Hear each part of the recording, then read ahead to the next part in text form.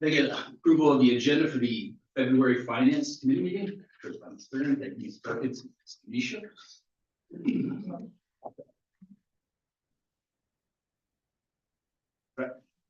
For a vote. All those in favor? Aye. Aye. Motion passed. Thank you. Second, we have, for any legislators remotely, we have Mr. Sheridan in Florida. We also have Mr. Forsythe, who's excused. Not sure on this terminology. She's here. Yeah, there's this.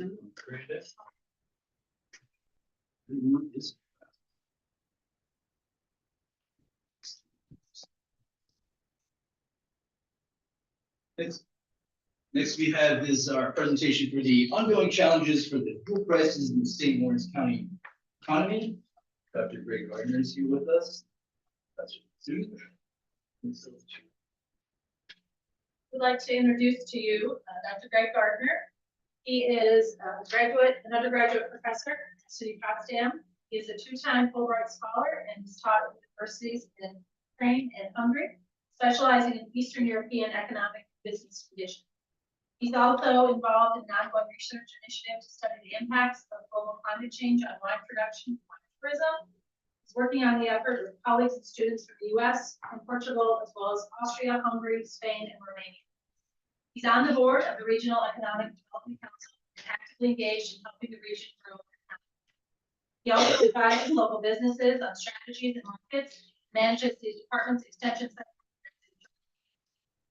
He's also a retired military officer with extensive experience in Europe, Africa, and the Middle East, and involved with he has corporate experience in management and strategic planning, as well as international business. He holds a PhD in organizational management. He has a master's in aeronautical science from Embry-Riddle University and a bachelor's in industrial technology from Southern Illinois University. So Patrick Kelly delivered when I asked for expertise. You also have slides on your desks as well as the in front of you.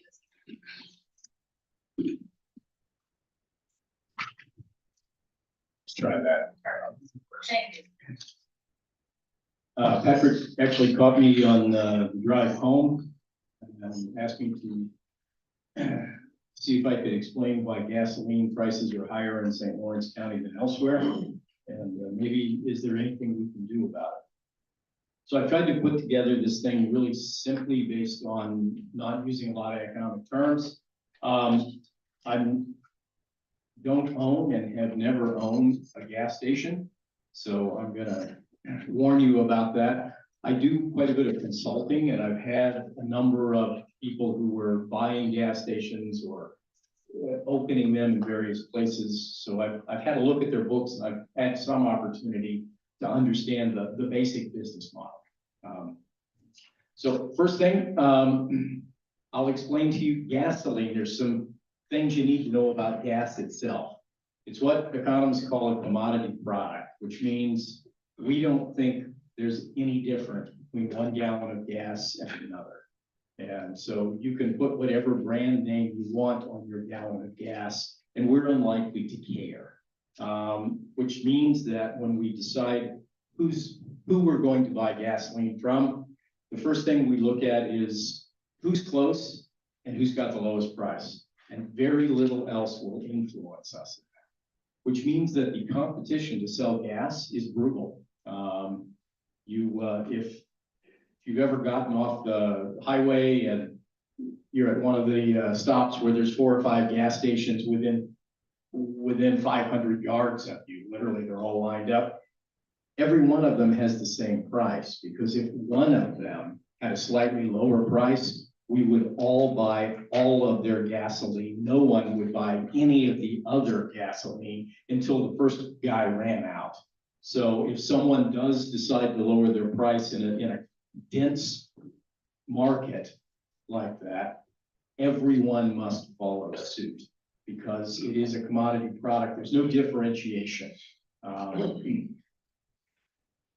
The other thing to know about is gasoline demand is inelastic. And inelastic it's an economics term, sorry about that. But if you're not familiar with it, it means that as the price of gasoline goes up, we keep buying it.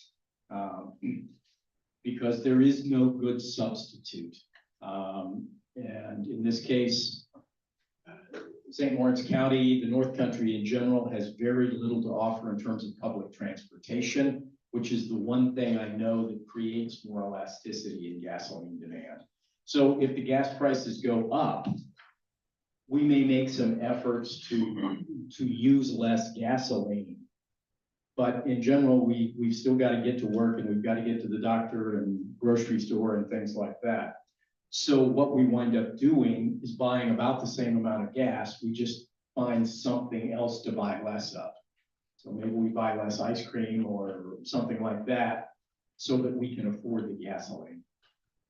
In the North Country, Jefferson, St. Lawrence, and Franklin counties, we are at the point where gasoline fuel, anyway, accounts for about, on average, 5% of local incomes. We're not a high income region to begin with. Gasoline is expensive up here, and we have no choice but to drive. And in St. Lawrence County, those are long distances in some cases to get to some places. So those are the things that that generally affect it. The other thing that we suffer from is inexact information. If we're approaching a gas station, we can tell very easily what that gas station is charging for the fuel we need. And we can, any other gas stations we can see nearby, we can do a quick comparison. If there's a gas station 5 miles further down the road, however, we don't know what their price is. So we have to take a risk if we want to go there and see if they have lower prices. Do we want to go 5 miles or not? So those are the things that gasoline does. Now, next slide, please. Okay, the other thing we'll talk a little bit about is gas stations and what's the business model. The first thing you need to know, those guys don't make a whole lot of money selling gas. Profit margins average between 5 and 10% normally, which is not a lot for most retail operations. And if they get into a situation where somebody is able or is determined to lower their prices, everybody else nearby is forced to do the same thing. So they make their real money off the convenience store typically. And some of them will actually lower gas prices as a lure to draw us into, if we buy gas, they're hoping we'll also buy a sandwich and a cup of coffee or something like that from them. Usually at higher prices than we could find those items at other places. So that's really what their life looks like. They buy gasoline from suppliers. There are various suppliers that will deliver gas. You've probably seen a big tanker truck at a gas station, and they're filling up the station's underground tanks with gasoline that they can sell. So the things that tend to affect those prices, what the gas station pays for it, one is distance, delivery from pipelines. I'll show you a slide on that in the beginning or in a few minutes. The other one is volume.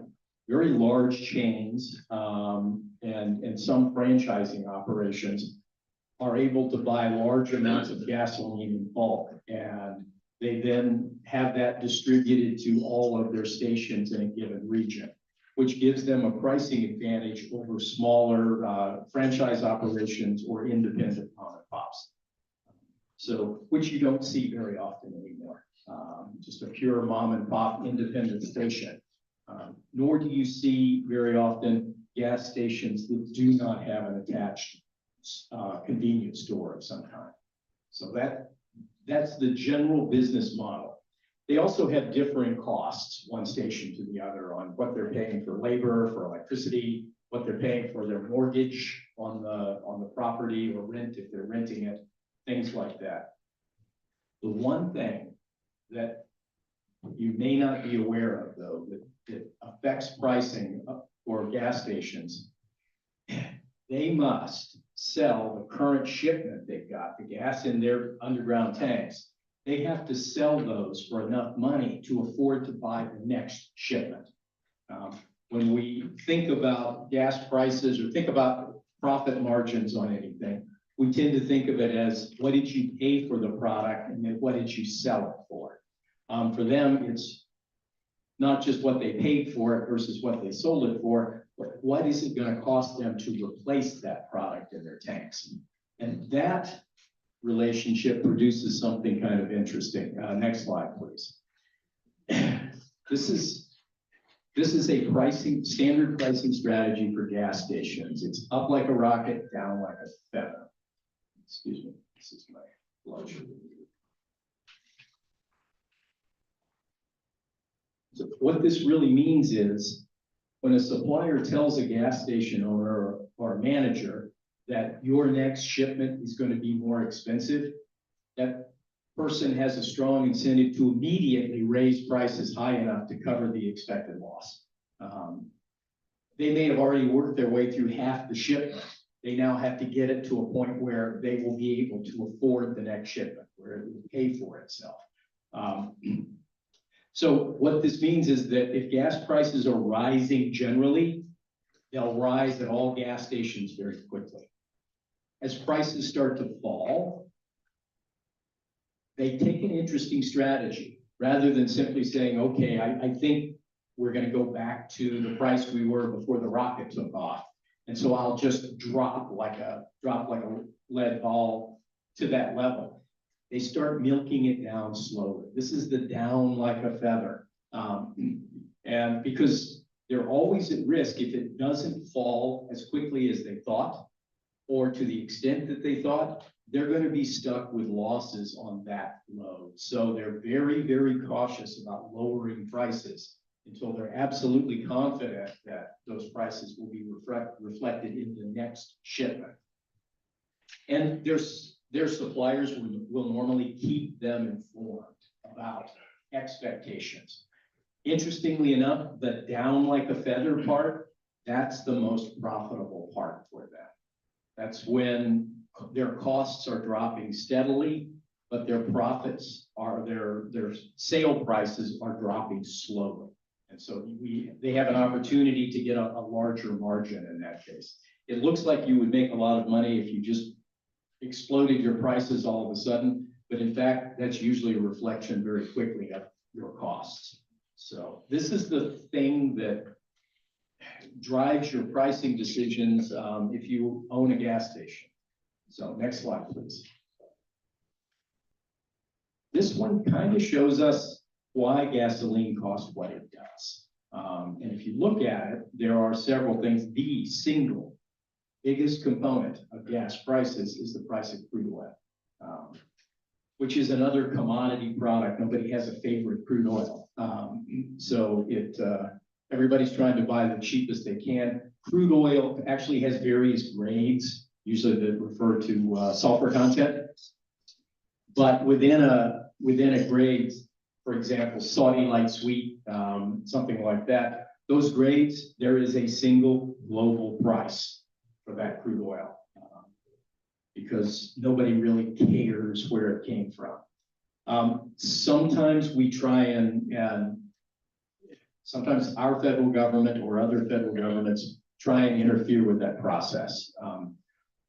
When the war in Ukraine started, we essentially convinced a large group of countries to stop buying Russian oil, which largely meant that other countries bought the Russian oil that we didn't buy for less money, and we paid more for the oil that those other countries weren't buying from other producers because they were buying cheaper Russian oil. And in the end, it doesn't matter a lot. That market is the largest commodity market on the planet. And so no government and no group of governments that we've ever assembled has enough financial and economic power to control the crude oil market. So most of this stuff, most of the elements of price here are identical between gas stations in St. Lawrence and Franklin and Jefferson counties. We pay the same for crude oil. We pay the same for the refining process, turning crude oil into gasoline or into diesel fuel or other products. And we pay essentially the same taxes, both state, federal, and local taxes. So the only place where there's a difference is in what's called distribution and marketing. And that's the part that we're gonna look at here. So next slide, please. Maybe a little hard to see, but when you look at this, the blue lines on this thing, and hopefully you can see them on yours, but anyway, they are finished product, gasoline, diesel fuel pipelines. And they come into the state from Pennsylvania, where there's 1 or 2 surviving refineries. I don't think there's a surviving refinery in New York State. So gasoline comes north up from Pennsylvania, and it comes in from the ocean through either the St. Lawrence or into the New York Harbor. And then it gets pipelined out to the rest of the state. And if you look at this, the nearest pipeline terminal and the nearest large storage facility for gasoline is Syracuse, which means that for gasoline to get up here, it's got to be loaded in a fuel truck and driven up here. And you burn quite a bit of fuel delivering the fuel. And so the further you are from one of those pipeline heads with a big storage facility, the more your gasoline is going to cost you. And that's pretty much the way it is. And that will explain a great deal of the difference, especially between Jefferson County and St. Lawrence County. Because pretty much all your gas it passes through Jefferson County on its way here. Some of it may be delivered up from Albany to points east of us. But the primary delivery routes run up 81 and up 11 to the gas stations. So next slide, please. Okay, I pulled some comparisons, and this is just Google Maps. Where are the gas stations? And what I saw was rural regions famously have higher prices than urban areas, not just because of the cost of transportation, but because the gasoline stations tend to be dispersed, which means we'll pay a higher price from a gas station because it's so far to drive to the next one. And we may not know that the next one has better fuel prices. But when I look at it in St. Lawrence, you don't have a single major population center. Most of the gas stations, not surprisingly, are located in population centers. But unlike Jefferson County, you have a series of smaller population centers. And so when we look at that, I pulled Canton, Potsdam, and then just the general area around us. And most of the stations are located on main thoroughfares. They're all pretty close together. I live in Jefferson County, a little bit south of Watertown. And I drive to Potsdam's campus about 3 times a week. So I know the gas prices on Route 11. I also know the prices for vegetables at every Amish food stand. I know who's got eggs, everything else, that part of my life. But I did notice that today, fuel prices in Governor were $3.65, and up here they're $3.69 and $3.69 in Potsdam. So very, very consistent pricing because they're all really competing under the same terms for very similar pieces of the market. But the fact that this is done that way, if you encounter some of the stations that are located away from a population center, usually as part of either a grocery store or something on a main thoroughfare that tries to attract traffic passing through, they may have lower prices. Next slide. Okay, when we look at Jefferson County, the vast majority of the gas stations in Jefferson County are concentrated in the Watertown area. And so as a result, that's a very competitive market. And you don't have to drive very far or look very far to compare prices on gas stations. So they all tend to be very, very close together. If you get outside of that, there's a little bit of that effect, but about 50% of the population lives in the greater Watertown area. So it's it is a much more concentrated population than you have here. And as a result, it's more competitive, and as a result, gas prices are lower, plus they're that much closer to the hub in Syracuse. So this would be my proposed explanation for why Jefferson County sees lower prices than you do. When we look at Franklin County, it looks more like you, more like St. Lawrence County in many ways. It is more rural, a little bit more dispersed. It has some population centers, but nothing quite similar to Watertown. But it's interesting, Malone in particular is running 35 to 40 cents cheaper. It's hard to say exactly what's going on. When I look at those gas stations, I was expecting to see big heavy hitter gas station, a chain station that's there that would force the rest of them to lower their prices in pure competition, who could sell, because they get such great volume discounts, could sell profitably at that market. I didn't really see anybody that quite fit that description. But I did notice that all of the gas stations that are at particularly low prices are lined up on Route 11 running through Malone. And I think if I were a gas station owner there, it might be tempting to me to lower my prices to draw people in, a lot of through traffic on that. I did not have time to pull the traffic numbers there, but I gotta guess at least during certain times of the year, they're pretty high. If you're driving out to Plattsburgh and places like that, you'll know what I'm talking about. So that could be the explanation for this, or not. Hard to say. I'm actually gonna dig a little deeper on that one and see if I can find out more specifically what's happening. But that's the one thing that I'm about 50% sure I don't know what is exactly going on there. There's some clear things, and we can learn from it. But this is really what's going on. The last slide, please.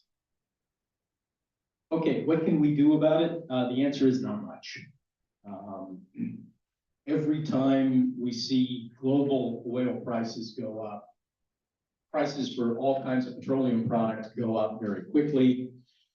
There's always somebody in federal Congress or in a state asking the budget office or somebody to do an investigation. There's got to be a problem. Somebody's got to be setting up a cartel and somehow gouging us on the price on these things. And they run into exactly the same situation. The market is complex. The market is huge. It's highly competitive. And those are not markets where you can maintain a cartel effectively.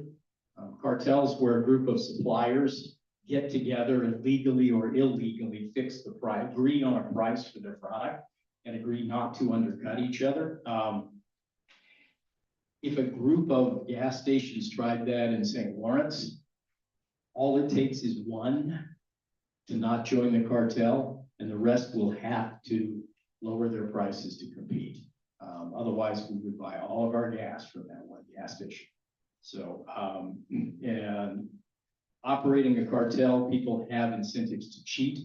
The only reason that OPEC continues to be a functional cartel is because the Saudis have a really long view, and they're willing to accept lower near-term profits in return for keeping profits or keeping prices high across long periods of time.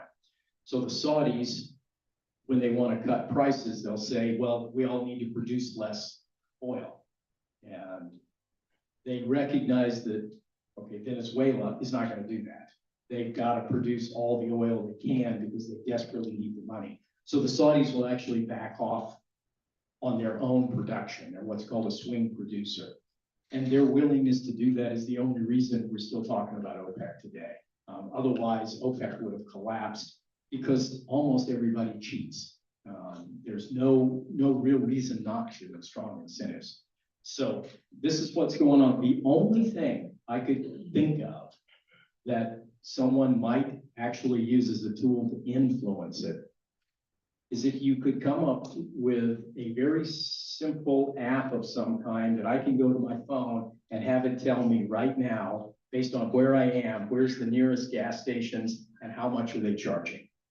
If I were able to do that, I know there's Gas Buddy and some other things that would give me a lot of that information, but it would be easier if I could just hit that app and it would ask Google Maps where I am and then say, okay, within the next 3 miles, here are the gas stations, and here's what each one of them is charging.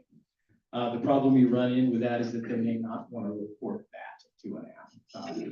Some of them would, some of them wouldn't. Some would probably mislead you. Some would forget to update. All kinds of problems. So other than that, I don't have any ideas. Most of this stuff is pretty much ironclad economics, and I realize that it's frustrating. Gas is not the only thing that's expensive up here as compared to other areas. Lots of products have similar things. I was talking to your vice chair. He talked about the problems with shipping product up here that we need, and the fact that we often don't have products to ship back in return. So we pay what's called a backhaul fee. The truck goes back to Syracuse half empty. We wind up paying for the half that's empty if they can't make money. So living up here is just an interesting economic challenge. I wish I had better news for you. That's my story. I'm sticking to it. Yeah. If there's any questions, yes, ma'am. Thank you, Mr. Chair. Dr. Gardner, I read somewhere that during the pandemic, of course, there was problems and inflation was real at that point anyway. And then what happened was people were kinds of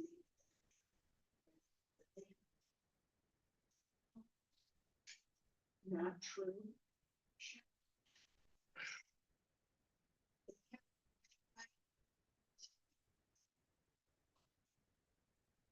So I would.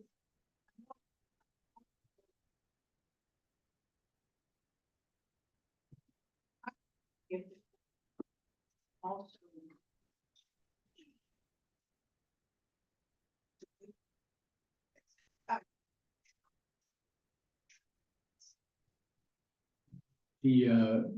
The oil companies themselves, the producers of crude oil, are pretty much in a relentless global market. They don't have a lot of opportunity to do that.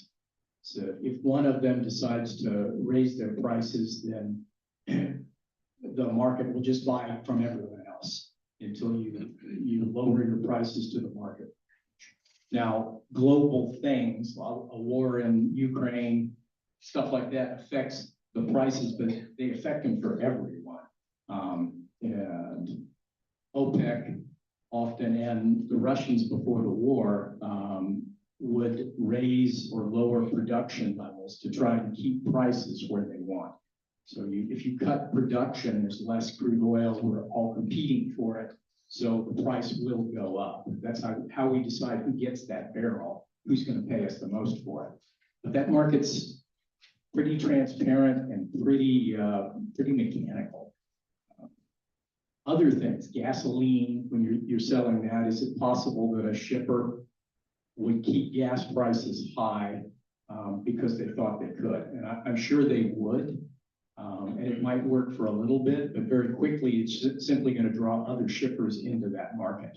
There are several shippers who supply gas stations up here. And many of the stations that are owned by a single company often operate in many places their own shipping. So it's hard to imagine. I mean, business is business, and if businesses have an opportunity to raise their prices, increase their profit margin, they usually will. But it's competition that we count on to keep them under control. My distinguished colleague over here to my right drives an all electric. Okay.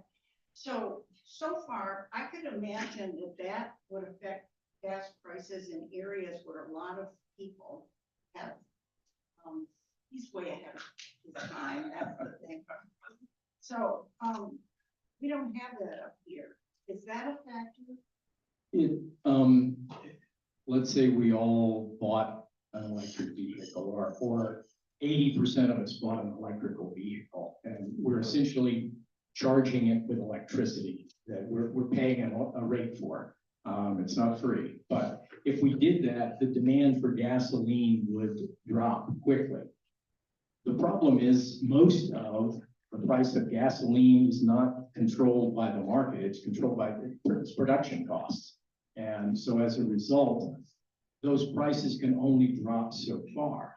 And what would happen, instead of seeing, I think what would happen, is instead of seeing gas prices drop precipitously, we would see gas stations go out of business precipitously. But the ones who stayed would sell us gas at the same or an even higher price than they did before.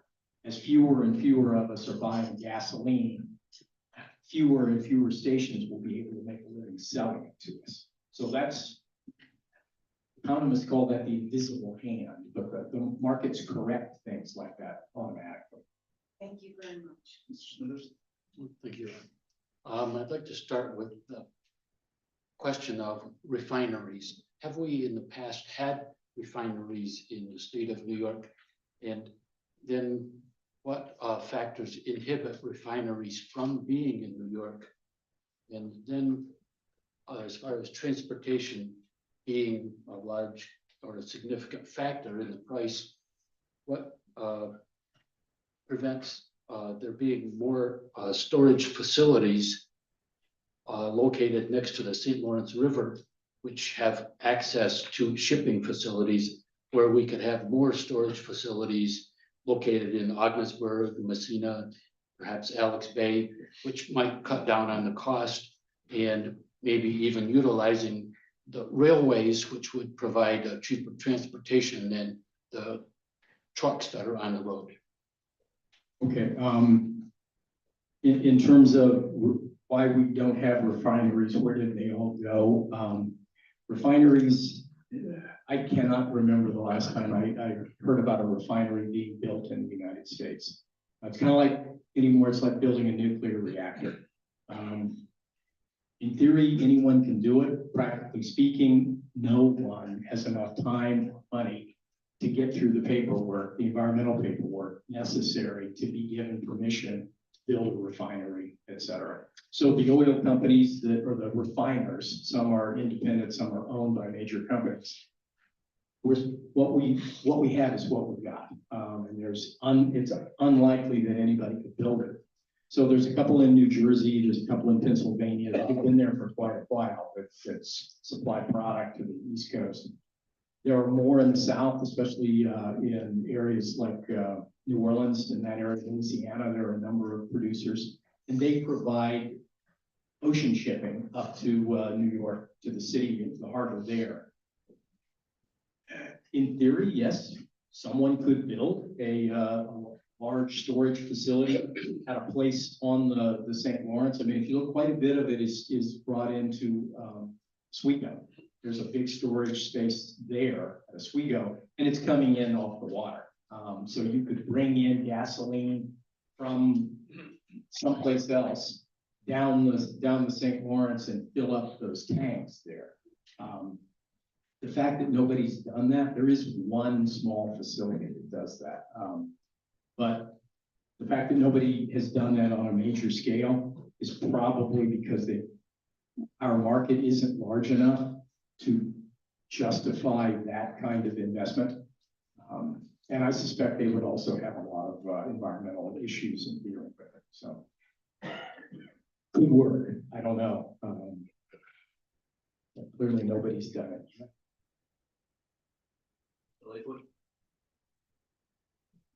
You probably already know this, but in years past, there used to be at least 4 terminals on the St. Lawrence in Ogdensburg that barged in or tankered in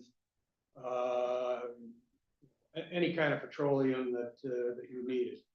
I can't actually remember how many tanks, and I'm talking huge storage tanks, were along that river and were within the city of Ogdensburg. The Ogdensbury Corporation had quite a huge site there. Gulf Oil was there, Texaco was there, Esso at the time was there. And, once the tankers left, it provided great swimming off of the anchoring docks that were in the water. So, that boat has sailed. They're not coming back. Those tanks were all destroyed a number of years ago. Mr. Reagan probably could give you a much better feeling for when that happened. But I can remember the day when I was a kid, 16 years old, driving. You could go out and get $1 worth of gas, last you all night. And there were battles between different gas stations that really, I do remember one that was one that was selling gas at 37 and 68, I think it was, for 32 cents a gallon. When you went out the Hubleton Road before the airport, they knocked it down to 25. Those are the kind of things that went on. Those things are history. It isn't going to happen. It's controlled, as you said, by a cartel, if you will, but it all comes from the same place, underground. There's a select group, I guess, that knows how to drill for this stuff. There's a select group that processes it, and there's a select group that delivers it. And most of it is owned, like a Sunoco or something like that, a big conglomerate. The little guy, the mom and pops, they're gone. In Ogdensburg, there was a gas station on every corner, much like there was a bar on the other corner. That's what happened back then. But that's ancient history, and it isn't going to happen again. So I guess my point is that the tank farms are a thing of the past, and environmentally, we'll never see anything like that again. Not up here. It certainly makes sense, sir. Ms. Perkins. Thank you, Mr. Chairman. Unlike Mr. Lightfoot, I didn't get the chance to drive Model Ts that great back. Got a picture? My concern is local. Seems like a few years ago, when I say locally, Franklin County, St. Lawrence County, Jefferson County, a few years ago, prices weren't 40, 50 cents apart. They were maybe 5 cents. Why is it now that there's such a spread, 6, 7 times more of a spread than there was years ago? I don't know. I have actually been at SUNY Potsdam now for 20 years, so I've been making that Route 11 drive here several times a week. I don't remember it. Gasoline in Watertown has always been less expensive. As you go north, it gets more expensive. Beyond that,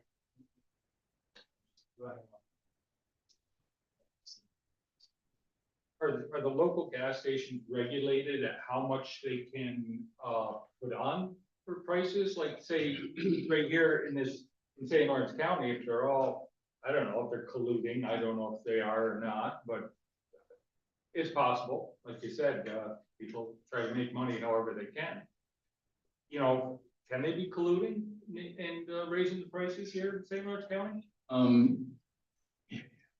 I guess in theory they could be. I think it's highly unlikely. That's harder to do than you might think. It only takes one person to get mad at the others. They'll lower their prices and they'll bring everyone down with them. And then to actually do that in the United States, it is illegal to price fix in a market like that. So they would be risking a lot. It just seems odd that within the last year or so, the prices, how they have changed so much. One of the things that's happened is, you pointed out, the small independent stations are largely gone. They were driven out of business by either franchise models or large company chains, which get opportunities for, for volume. But if you have a large population of independents, some of them will attempt to lower their prices to be more competitive, to sell more cheeseburgers and Cokes. And that will force everyone else to do it. If I ran a gas station in Canton, I would constantly look at the other gas stations and what they are charging. If one lowered their price, I would probably decide to match that if I possibly could. But if others had a higher price, I might want to inch mine up to that as well. The only total control I know of gasoline prices, New York has some laws about price gouging in emergency situations, which cause economists to wince at that. But there was a gas station owner downstate someplace, I think, who raised his prices during the aftermath of Sandy. And the local DA took him to court for violating these laws, and he wound up paying a couple $1,000s in fines. Even though he tried to explain, the supplier told me the price was going up, so up like a rocket. But apparently the judge was not an economist. And so other than that, nothing constrains a gas station owner from charging whatever they want for their product, other than competition. It seems like it goes up like a rocket. They've already paid for the gas. They hear that the prices are gonna go up, so they raise prices more, and the price comes, so they're making there, because they've already paid for it. Then the prices are coming down slowly, even if, they've already paid a certain price, or the prices are lowering, they're still making on both ends. They are, although 5 to 10% is an average margin for most retail operations, that's not a lot. You got a lot of expenses to cover. Pumps and equipment and stuff like that's expensive. Thank you. Great. Thank you, thank you, Mr. Chair. I used to work on some of those 1-million-gallon tanks in Ogdensburg many years ago. There were like 35 million-gallon tanks split up among 7 different oil companies that had facilities in Ogdensburg and would be brought in on barge. And what ended the that distribution method was, the reason it existed was the oil and gasoline was brought in on barge, and during the winter months when the St. Lawrence was iced over, they couldn't. So during those months, you had to have those 1-million-gallon tanks to store heating oil, diesel, gasoline. And when the pipeline was extended to Syracuse and also on the Canadian side, I think to Cornwall or somewhere, I'm not quite sure where it extends to. Suddenly, it was a lot cheaper, instead of paying that interest for the winter of storing those, 1 million gallons of gasoline or 35 million gallons of gasoline split up between the 7 companies. It was a lot cheaper just to go down to Syracuse, fill up your tanker, bring it up, and distribute it to the gas stations. Same with heating oil, same with diesel. And that was the reason why in the early 80s, suddenly all those 1-million-gallon tanks were taken down and left a huge pollution problem on the shore of Ogdensburg. And Ogdensburg has been battling for the past 40 years to clean up the environmental mess that was left behind by the major oil companies who found it was a lot cheaper to just pay taxes on vacant property than to let anyone get their hands on the vacant property and then discover that if you dug a few feet down, you struck oil, but not the good kind of jet clamping kind of oil. It's a cultural reference that some people will get. Texas tea. And the, so, you know, it's an issue that we're still struggling with in Ogdensburg. A lot of people don't realize why it's taking so long to get our shoreline developed, but we're almost there at getting most of the properties cleaned up. I do appreciate your report here. It's refreshing. It's honest. Years ago, back when I was in the newspaper business, I spoke to some of the owners of some of the retail gasoline businesses. And, you know, I asked, you know, why at the time Canton had the highest gas prices in the county. And I asked the biggest retailer in Canton, you know, why are your prices so much higher than everybody else? And he gave me a very honest answer. He said, because people will pay it.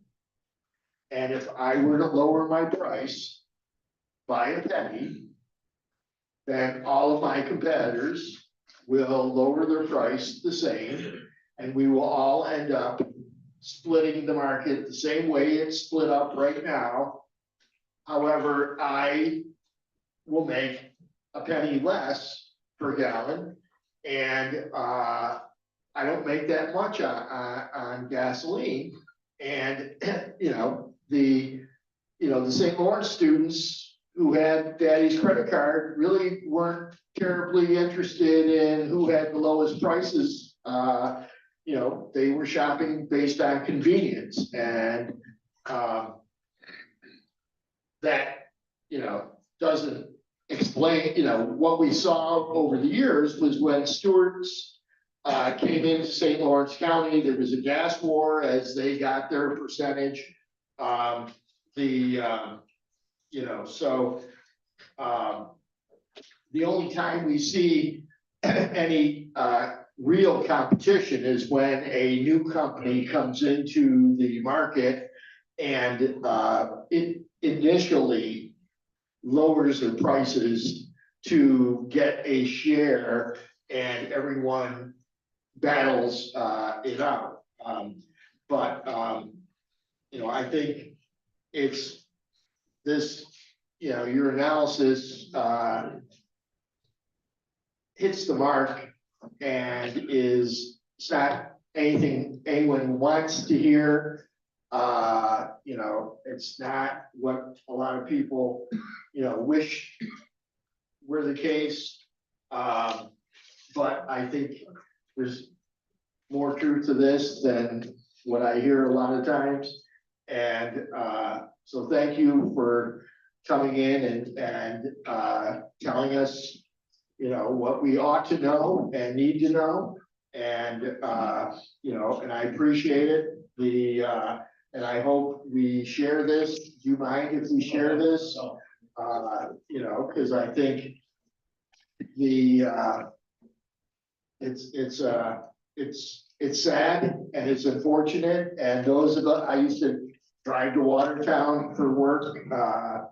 And, you know, I'd go downtown and there's that one gas station where the price is really cheap.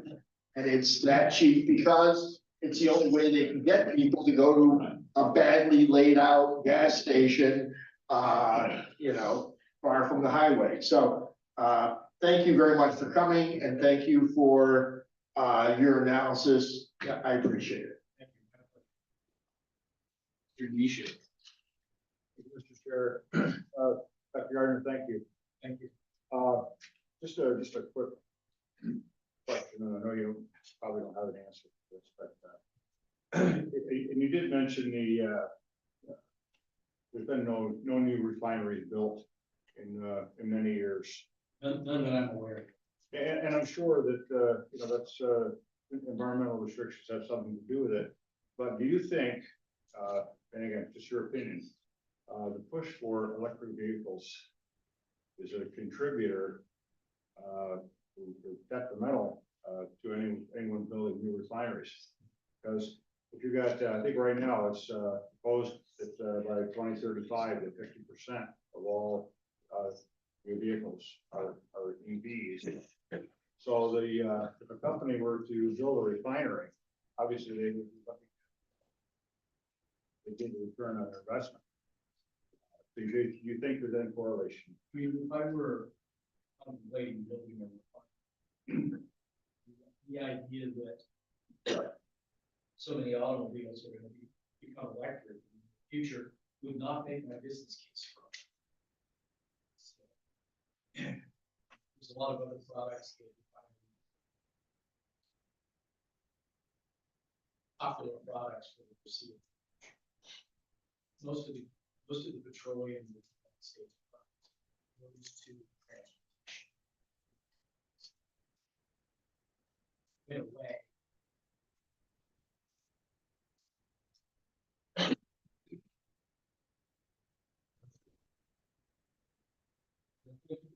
It's very, very funny. You're kind of like the top of that. I'm kind of like the bottom. You say Malone, which is the furthest away, but yet it's the cheapest gas. It isn't the gas, it's the stores. You have all these convenience stores that try to draw people in. If one of them didn't have gas, they would be closed down. Probably 6-7 years ago, I looked at put in some tanks. Place closed, I got a great deal of tanks. So I checked into the fuel companies, and they would have to get fuel. Fuel companies are like credit card companies, okay? There's where a lot of your prices are coming from. They'll put a tank in for you, and you only have to pay for it. They'll take so much a gallon for that tank. You can have them come fill your fuel tanks. You don't have to pay for it. They'll take so much more per gallon for you selling that fuel. So their costs go up. I looked at buying a tank and paying for the fuel when they delivered it, and I could have made between 35 and 50 cents a gallon profit. And my idea was to lower the price with no one else to compete with. Then I got the DC involved. And you would have thought I was building a nuclear plant. That's when everything just fell apart. But there's so many things that are involved in this that most people don't even see. But a lot of it isn't, like the fuel companies and stuff like, it's when you're getting down because they're taking advantage of these, independents and stuff. Stores, just from cost. And they can't lower the prices. And they might only be making 5 cents a gallon by the time they pay for the fuel and what they're charging the fuel, the payment on their tank, even the insurance, put insurance on it. And at all costs. So, thank you for bringing this. Ms. Kern? This really isn't a question, but I guess it could be. Maybe we could build something on our website, Ruth, where we have people send in their gas prices. I did notice in the town of Waddington, there's 2 gas stations. They are $3.54 a gallon a piece, 12 cents cheaper than any or not. But if you're going through Waddington, nice people there. Mr. Smithers. I just had a question on your figure of profit of 5 to 10%. Are you figuring the gross profit or net profit on that? That would probably be, in this case, gross profit. Not addressing. Includes the tax.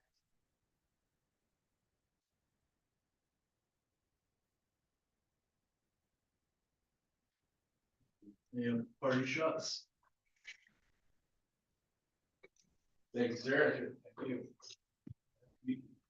Appreciate it. Everyone enlightened with the gap now?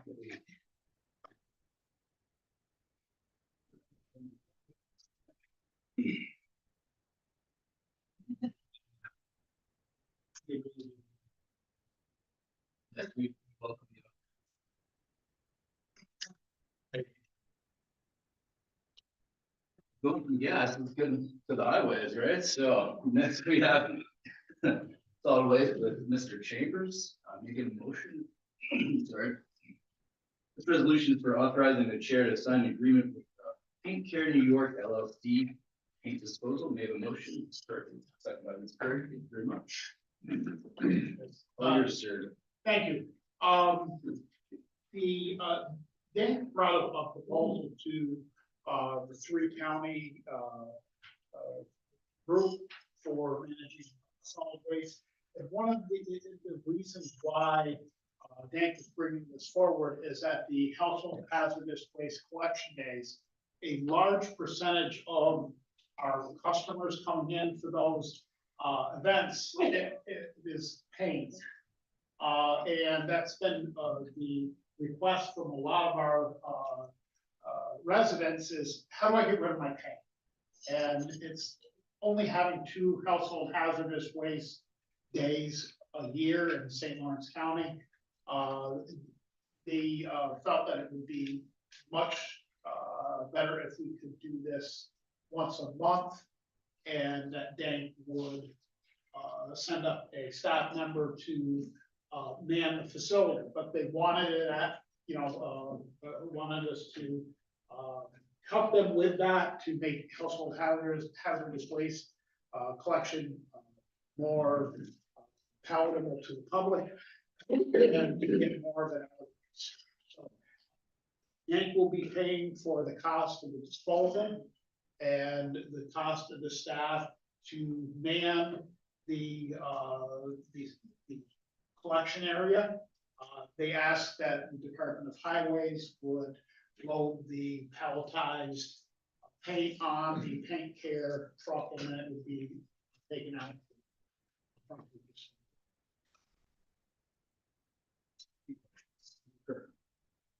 Isn't that reimbursed in a way by this, the bill that every time you go to buy a can of paint now, you pay so much per can of paint into a state fund that is supposed to pay for the disposal of it, right? Yes, and I believe that they may be getting some grant funds as well, as they do for household hazardous waste, but similar thing, yes. All right, thank you. So, sir. That's the same with tires, right? You pay a $5 fee, you buy a tire.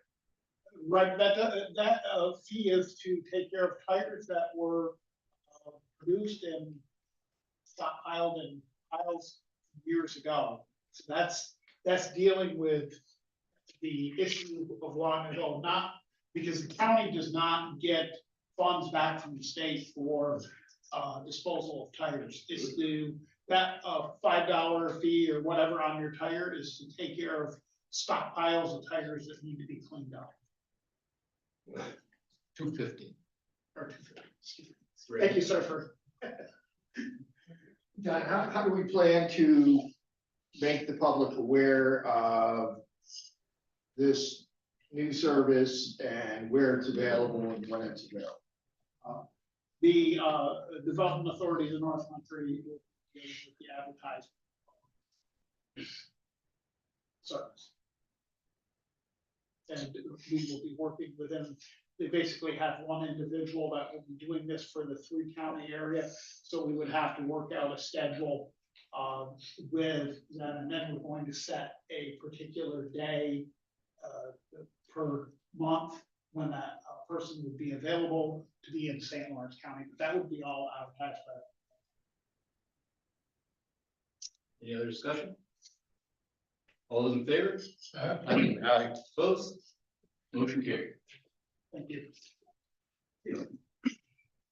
Next resolution is authorizing the chair to sign an agreement with the city of Ogdensburg for a septic and leachate receiving services. First one is Lightfoot, second is Reagan. Yes. The county operates the leachate collection and owns the former Ogdensburg landfill. And the leachate that is, it's basically water that will precipitate through the cap on the landfill, and then we have collection lines. And that dirty water, so to speak, is what we call leachate. Leachate needs to be treated at a wastewater treatment facility, and the city of Ogdensburg, of course, is the closest wastewater treatment facility to the Ogdensburg, old Ogdensburg landfill. So the material would be transported by a county truck over to the wastewater treatment facility for treatment.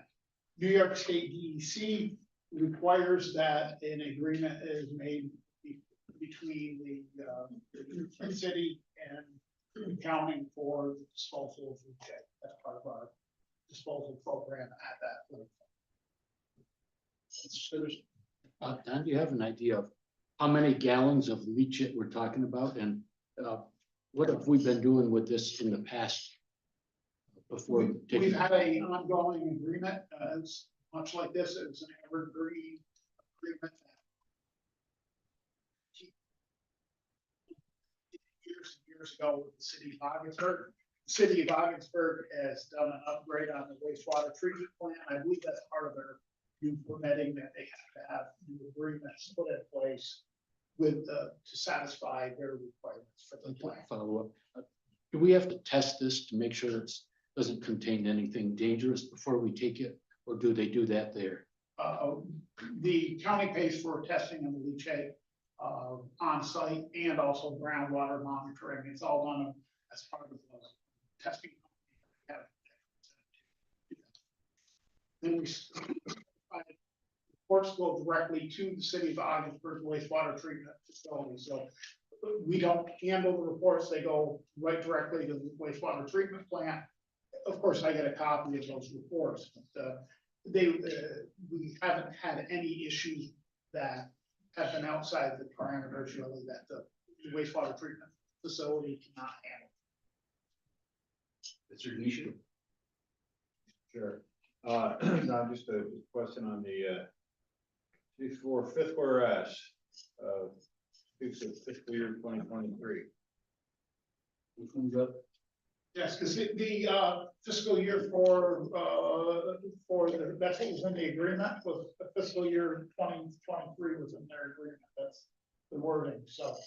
I'm not sure exactly when the city's fiscal year ends or starts, but it does seem to make it. There might have been a typo in their agreement, where we took the language from their agreement. Yes, I understand that.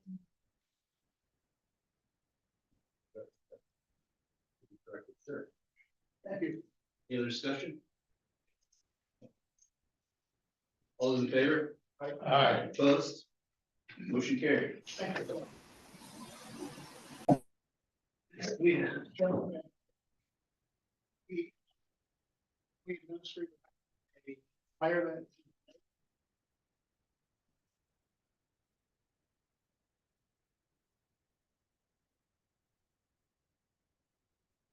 Ready from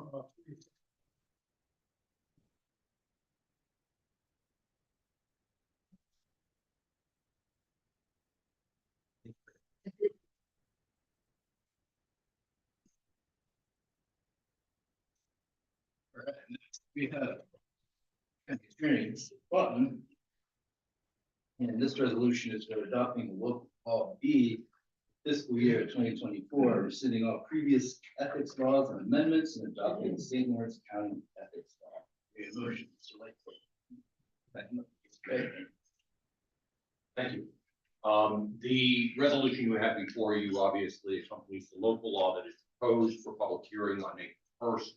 The local law would rescind, as it states, all of our prior ethics local laws, essentially the 2009 adopted local law as amended in 2015, and bring us into conformance with the standard template as recommended by the State Comptroller's Office. As I think everyone here is aware, there was an audit that was performed associated with our ethics local law. Some of the findings of that audit I slightly disagreed with because I felt like it was misinterpretation of our own ethics law.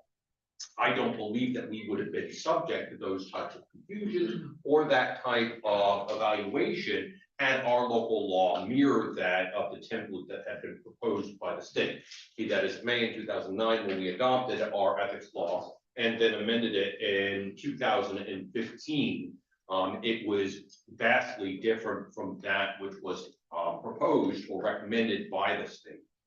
Namely, it included powers that I largely suspect would violate the New York State Constitution's authorities that could be vested within an individual board. It is with those statements that I recommend that the board pass this resolution. Discussion. Mr. Chair, Steve, Article 16, confidential information. In light of what the city of Watertown has been going through, with some of the information that supposedly is leaked from,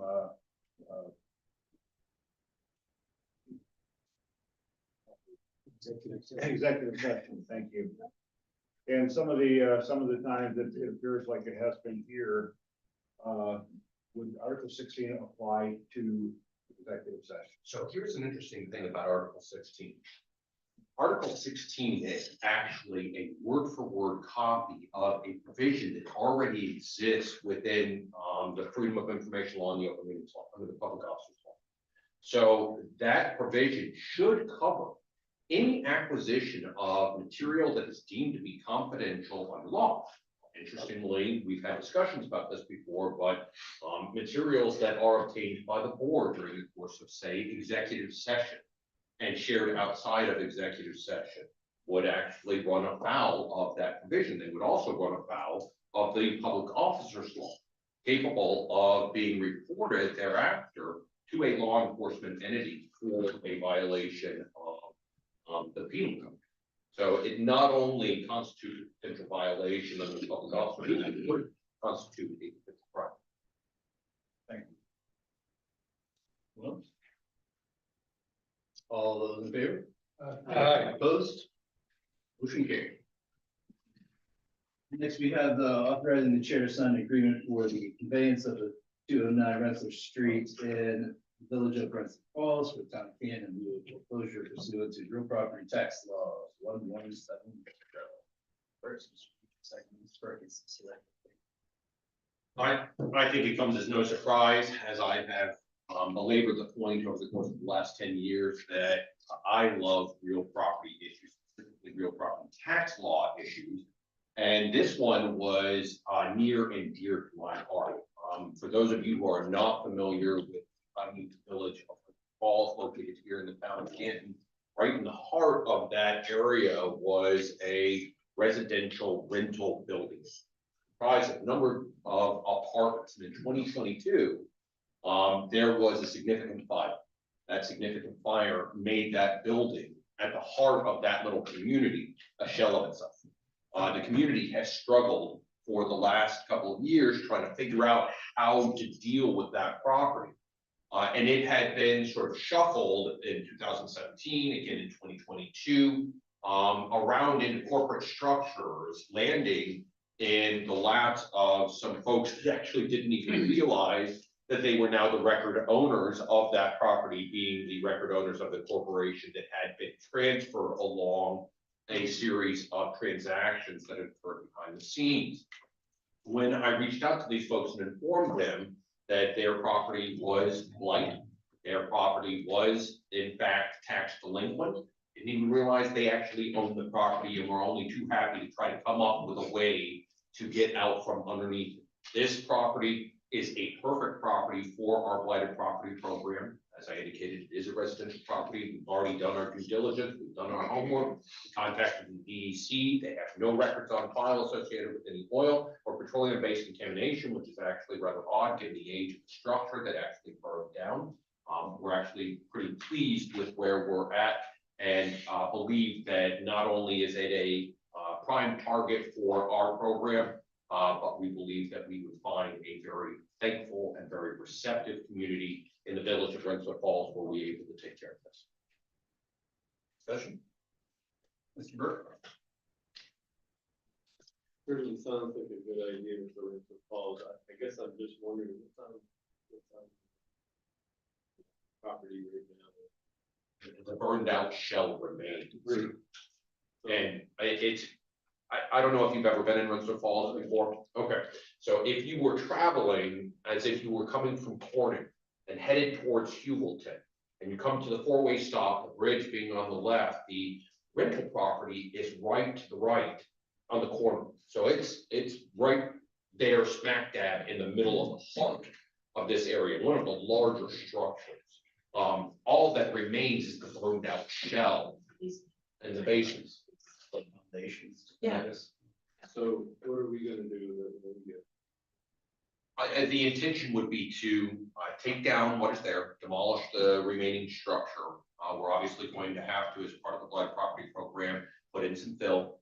Our intention is, after that is done, to auction it. This is not subject to an NFN restriction, because this would be essentially a donation under real property tax law 1170 directly to the county. So they would abandon any interest as part of that transfer. Not subject to the involuntary foreclosure process that we've been dealing with on others. Any other discussion? So Lightfoot? No discussion, but I just like to. They're taking the bull by the horn here and ending up with a very, very workable solution with the owners. I guess what I'd like to say is that I can't imagine they didn't know that they were the owners of the property, and I think probably it was a relief to listen to the, I don't want to say a scheme, but I will say it, but using it in a nice way to get the property into the hands of the county where we could do something about it. And saving the village of Rensselaer Falls, probably the town of Canton, from having to deal with that when they don't have any experience to do it or the money to do it either. So I thank you for that. I thank you on behalf of the residents of Rensselaer Falls. And I think that thinking outside the box like you do, this is a perfect example of that, and of a really good way of taking care of what's been a persistent problem over there for a number of years now. So thank you very much. Anything else? All those in favor? Aye. Opposed? Motion carried. Mr.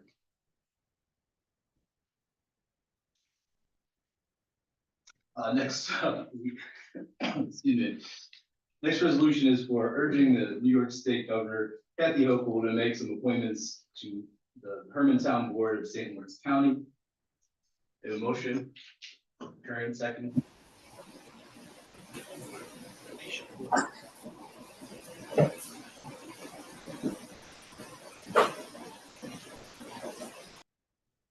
Bird and Herman.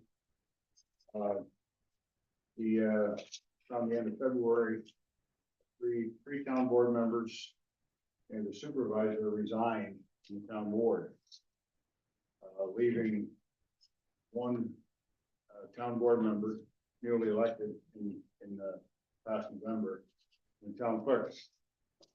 So they're unable to conduct any town business whatsoever. If they do not have a quorum, if they can't conduct town business. And I've had two people, one, the former mayor of the village of Herman, before the village and consolidated, and another person, a retired school principal from Governor, and a longtime resident of Trout Lake, in the town of Herman. And they've come forward. They've raised their hand to step in and fill the void. And once you get these other two people on there, then the town board will have a quorum and they can get on with business. And so they're, they have stepped forward. I know them both personally. Kathy Race, she was a long-term mayor of the village of Herman. Good job for a day. Faithful up attending meetings, and it's we need to urge the governor, and unfortunately, it does not seem to have been any urgency on the governor's part to get someone in there, so they can continue to conduct business. May or may not know, the town of Herman has a large water project, a potable water project in the works. We actually allocated money to the town of Herman through ARPA funds to assist. We've got contractors that have done work, they're not able to pay. So at any rate, I would urge all of my co-legislators to vote in favor of this resolution. Great. Thank you, Mr. Chair. I just want to commend legislator Denisha for bringing this forward. I think this is the kind of bipartisanship that distinguishes this current board. The two folks that Mr. Denisha is recommending to the governor are members of a different political persuasion than his own, but he is doing this to help one of his communities during a difficult time. And I, certainly commend him for making this effort, and I hope the governor will heed this request from this board, which happens to have a majority, over a majority of different political persuasion than the two people that this resolution recommends. So there's, been some concern that the governor might be concerned about the appearance of going against the voters' will by appointing members from her own political party to these posts that originally were held by the other party. But unfortunately, and out of everyone's control, the members of that party resigned, and these other two individuals have stepped forward. So Mr. Denisha is trying to, in the spirit of bipartisanship and in the spirit of public service, urge the governor to make these appointments so that this community can get business back to normal. So. Any other comments from Mr. Denisha? Yes, thank you, Mr. Chair. I just want to, this, and these will be temporary appointments. They will only run through December 31st of this year, because there will be elections held in fall for the positions. All those in favor? Yes.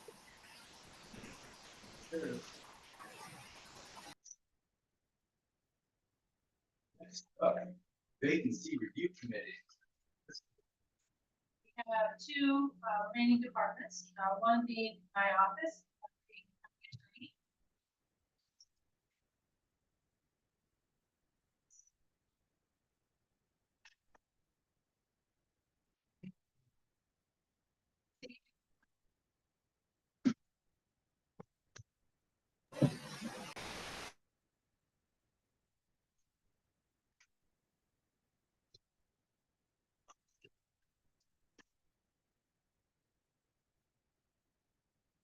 So the first one is an abolish and create being requested. Thank you. The position that currently exists is a secretary one position. Secretary one position deviates only ever so slightly from a legal secretary position. I will explain. If you take a look at job specifications, the difference between a secretary one and a legal secretary is a legal secretary has the ability to draft and produce legal documents. Well, unfortunately, in law, this drafting and producing legal documents is typically what we do all day long.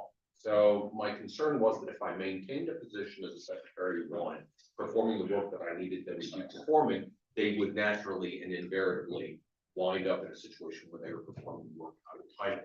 So I am requesting that that position be abolished and a new position of legal secretary be created. Questions? No.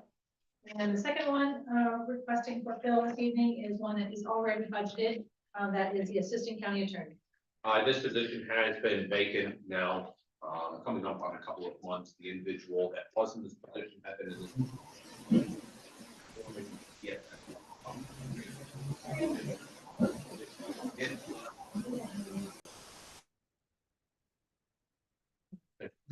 Would also be performing all DSS function. A large portion of the salary associated with this individual would be reimbursed under the DSS reimbursable models.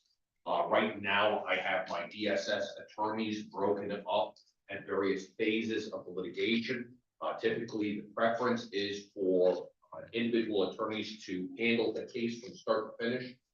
This is what is known as vertical representation, where the individual attorney is assigned at inception and would carry it through the appellate phases. Given the numbers that I have and given the number of courts that we have to deal with, it is impossible to perform vertical representation, so we wind up with a horizontal model. The horizontal model has certain attorneys assigned to the inception to fact finding and disposition. So if an Article 10 neglect and abuse type case comes in, those attorneys will handle the initial discovery, handle the initial trial phase, handle the initial disposition, which for layman's terms is sort of like a sentencing of sorts.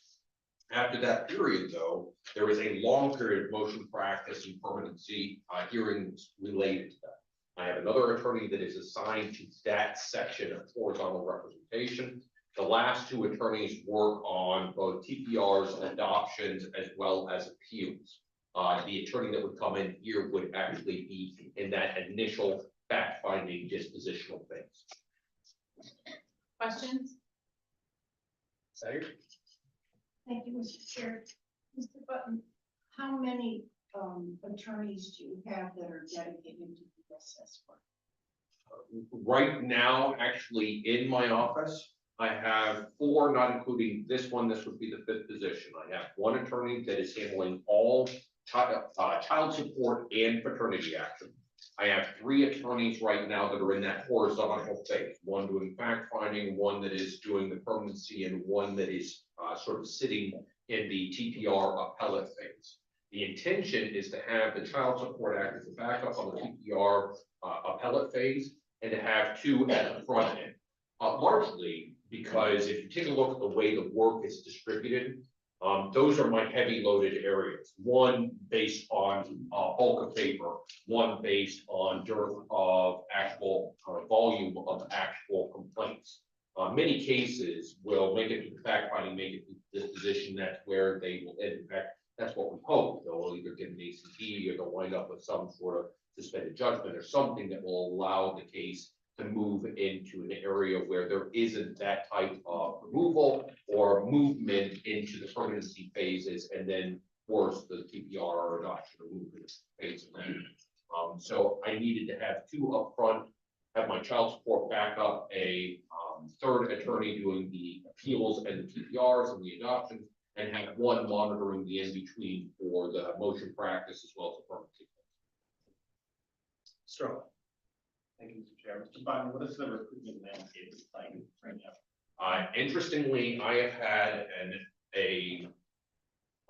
a post up for this position, for an assistant county attorney position for a week. I've always kept them up because I know that things are bad right now for finding positions. People aren't. In the entire year in which I have had this posted, I have received 1 application, which just so happens to have been recently. Now, they applied with respect to a general county attorney or assistant county attorney position. I don't have an assistant general county attorney position, but the individual is interested in the DSS position as well, should I be able to get it. So to summarize, not great. Not great at all. Understood, thank you. Or any of the others? Excellent summation. Yeah. Any other questions? Last vacancy to be considered this evening is is the request I am making for an abolish of buildings and ground supervisor and the creation of governmental services director. This position in its former iteration, so it has not been in the budget for probably the better part of 3 or 4 years now, was a position that provided the opportunity for oversight of our buildings and grounds unit. We have a superintendent there now, and another buildings and grounds supervisor who essentially supports his efforts. This position came out of a part-time position that the board allowed me to create some years ago now for the planning purposes associated with capital projects. After looking carefully at what we asked of our department heads, and in years past, we asked our department heads to also manage capital projects if it impacted their department. Understanding that the global nature of this project, which we've already started, was not only more than one department, but far more complex than anyone who already carries a full load was able to do successfully. So the board agreed at that time and provided an opportunity for a part-time position, which then as we moved through and both saw funding opportunities as well as board support, increased to a full-time position. And we've moved on through the planning phase for that project. Now, other projects, as you well know, and we'll hear more tonight about, has grown exponentially. We're leaving a period of time where we weren't doing much with our facilities besides maintenance. We weren't improving upon them. We weren't renovating spaces to the level that we are in the next few years. And so looking at this, as well as the expectations that we have, we need someone who can evaluate the work on site, who can hire and dismiss, who can act as not only the owner's rep, but execute evaluation of work performance and take action accordingly. And so when I looked at positions that were available, this was the function that this role took on when we built the correctional facility in 2008 and moved in 2009. And that was a very effective approach that also provided the board with current and constant updates, but also could oversee the day-to-day on site. So I'm asking for this position to be recreated without the responsibilities associated, because we have a superintendent now, but also to manage not only the project that we've just begun at the public safety complex, but also the family court improvements that we're doing, as well as the old jail roof replacement and the many projects that will come with that facility as well. Questions? Okay. So next up, I'll keep right on going. Short update, but impactful, I think, with regards to the American Rescue Plan Act. When we left NISAC, we were a little bit dismayed with news surrounding reporting requirements that were coming up in April that we were unaware of. Now that caused concern because we know that they have changed the interim final rule to make some requirements this year that requires all funds to be committed by the end of 24, spent out by 26. But when we were at NISAC, we heard something that needed to be finalized by April. We weren't sure what that meant. So in looking through it and talking with the treasurer, we were able to understand better why we didn't know about it, because this is in an area that we chose not to fund. This is for administrative fees associated with implementation of the ARPA. County decided and the committee determined the overall countywide benefit did not include a piece charged for administration of these funds. And so that is what we understand currently to be what's due in its final form in April. Doesn't apply to us. So no cause for concern on that front. However, we'll continue doing our regular quarterly reporting. We're talking with our vendors and contractors to make sure funds are moving forward. But I would imagine in the later part of the second quarter, we'll convene the ARPA committee again and begin those discussions about how much of the funds may or may not be spent that we should look at. And I'm starting to keep a list also of requests that have come in since that could be considered. There are ways that we could take those funds in and appropriate county funds so that we meet our requirements. So more to come on that, but no cause for concern. The area in which that's due, just to recap, is not an area that applies to us. Any questions?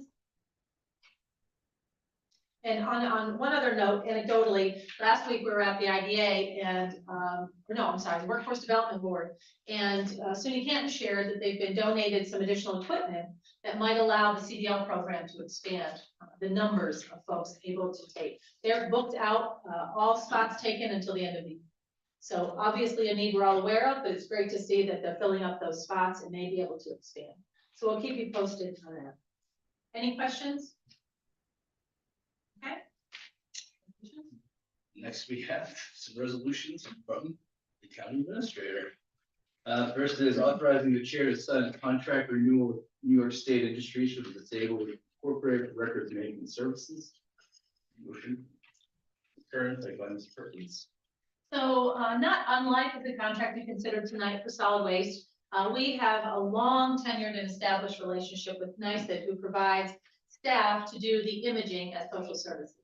And when looking at our ability and the cost of everything and all of the terms associated, we figured out we had no standing contract.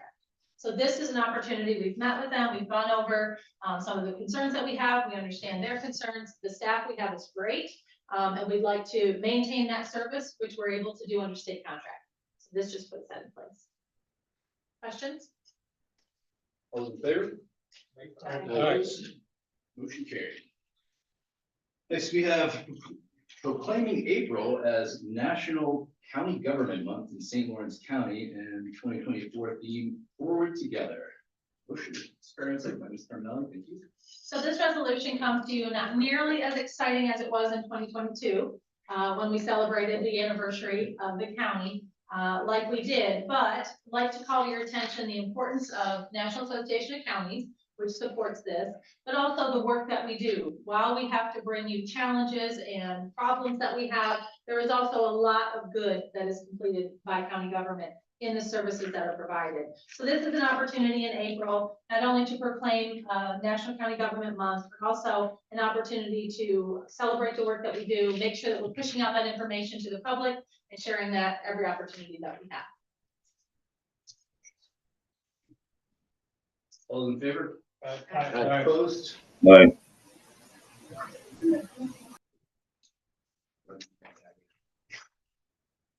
Finally, we updating the authorized fees for indigent borough through the Department of Social Services. Motion is current, second by Mr. Motion, please. So this comes before you after some deliberations. Chair Forsythe appointed a committee chaired by Legislator Haggard last year. We were able to sit down both with the funeral directors, representatives, as well as our resource agent in the department. She handles the day-to-day, and we felt it was important both to hear from her as well as the folks impacted by these rates. So we looked at the resolution last put in place, last increased in 2013. I wanted to bring you updates that are included. We also felt important to separate out the resolution from the fees themselves and be able to hold those separately. So that's why they look a little bit different than the last resolution we adopted. And in looking at our neighboring counties, they are similarly, as I think many of you have seen in the news, Jefferson County's just taken theirs up. It had not been since 2011. Franklin in 14, Hamilton in 14. Herkimer has annual increases built in, and Clinton is in the process of looking at theirs now since 2008. So as you noted in the resolution, I have included language to indicate if in fact changes are necessary, to have that review every 5 years and be able to bring forward either status quo or recommend changes again at that time. Questions? All those in favor? Aye. Opposed? Aye. Couple of items, if I could continue to update you on. As Superintendent Chambers mentioned, we're very excited after somewhat of a delay to host an open house to showcase our outpost facility projects. Our last facility to be completed is in Potsdam, and we'll be hosting earlier in the day. Assemblyman Gray is joining us around 1 o'clock to meet with the town superintendents of highways and the village superintendents to have a conversation about the impact of the state's budget on their operations and hear from them about what the impacts might look like. So we thought, since they're already going to be at the facility and they'll already have it dressed up and clean, we'd love to invite the public in to take a tour, to talk with folks about the impact of having 3 outposts now and the impact on our services of something that's probably long overdue. The benefits that we're appreciating in the largest county in the state of New York are tremendous, associated with being out near to the services that we provide. So if you can, please share the information. We have a stack of flyers for you to take with you if you'd like. Certainly share with your municipalities. Most probably already know about the session earlier in the day, at least the highway folks do. But please share with folks, and we're going to push this out on our social media as well as in the press to make sure that folks know we would want them to come and see both what the work that the highway staff does as well as what their funds paid for. Questions? Hope to see all of you there. The task force reviewing prison closures and the potential for prison closures met again last week and continuing to pull together information. Very well attended. Friends from Governor, Ogdensburg, as well as county staff met with folks from the IDA to go over both what we know, what new information we have, as well as continue putting information together. So more on that to come. We met also, our staff, Assistant Administrator Bjork met with highway staff and our trail coordinator to go over the budget for this year, to set priorities associated with the trail maintenance and the funds available for that purpose. Establish those priorities, and if there's additional funding, certainly come back to the board to continue on that priority list and go further with the dollars available, but to look at what's budgeted and to live within that to begin.